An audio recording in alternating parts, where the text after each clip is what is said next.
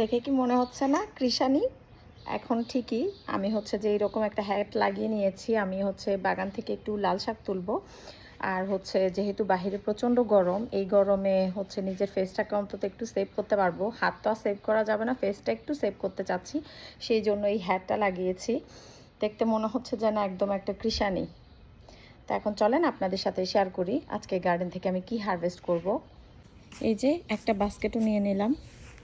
এখন হচ্ছে আমি এখান থেকে লাল শাক তুলবো। আজকে আমার বাগানের এই বছরের এই প্রথম লাল শাক তুলবো আজকে। এর আগে আমি বিচি ফেলেছিলাম আর কি গার্ডেনে অনেক আগে, কিন্তু ওগুলো আর হয়নি। পরে সেকেন্ড টাইম যখন আমি বীজ ফেললাম তখন এই বীজ থেকে এই শাকগুলো হয়েছে। মাশাল্লাহ, দেখতে যে কি সুন্দর লাগছে দেখেন, একদম ফ্রেশ, মানে কোনো রকম মেডিসিন বা কোনো কিছুই নাই। ভেবেছিলাম যে বিকালবেলা হয়তো বা তুলবো, কিন্তু আমার বিকালে আর আজকে তোলা হবে না। আর আজকে যদি আমি শাকগুলো না তুলতে পারি তাহলে হচ্ছে যে এগুলো একদম মানে বেশি বড় হয়ে যাবে শাক। এমনি তো একটু বড় হয়ে গিয়েছে তুলতে তুলতে, যেহেতু প্রত্যেক দিনই প্রায় এখন বৃষ্টি হয়, ওই বৃষ্টির কারণে হচ্ছে যে শাকগুলো মাসাল্লাহ এতটা গ্রো হয়েছে। আর মাঝখানে মাঝখানে এই রকম আমি হচ্ছে গাঁদা ফুল দিয়ে দিয়েছিলাম। গাঁদা ফুলগুলো এত সুন্দর লাগছে বৃষ্টিতে গ্রো হয়ে, একদম এগুলো থেকে হচ্ছে সুন্দর করে ফুল বের হয়। সবচাইতে মিষ্টি কালার এইটা, অরেঞ্জ কালার।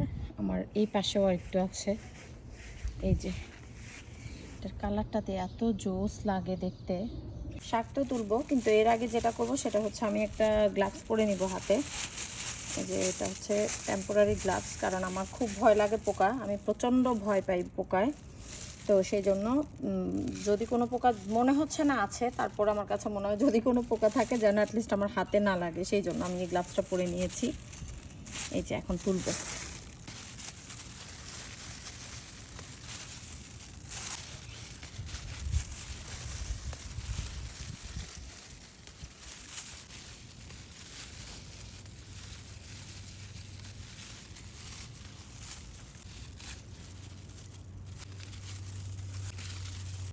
মাশাল্লাহ, একটুতেই এক হাত ভরে গিয়েছে। এই যে মাত্র একটুখানি তুললাম, এখনও তো পুরাটা বাকিই আছে।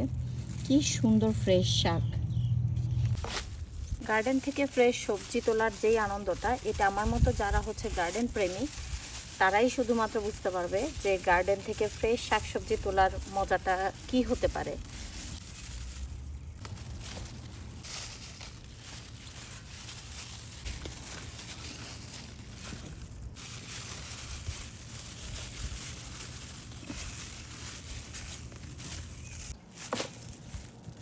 শাক তুলে গরমে আমার অবস্থা অলরেডি খারাপ, মানে এত প্রচণ্ড গরম বাইরে। আইসক্রিমটা খেয়ে হচ্ছে একটু আরাম পাচ্ছি। তারপরে হচ্ছে যখন আইসক্রিমটা খাওয়া শেষ হবে এরপরে আমি হচ্ছে শাকগুলো ধোয়া শুরু করব।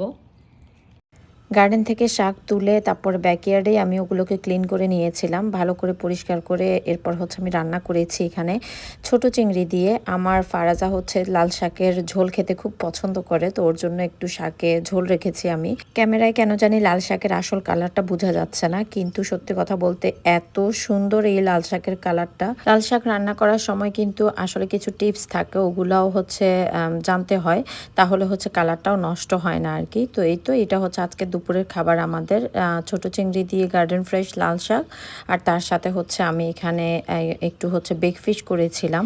এটাই ছিল আমার আজকের ভিডিও। কেমন লাগলো অবশ্যই জানাবেন।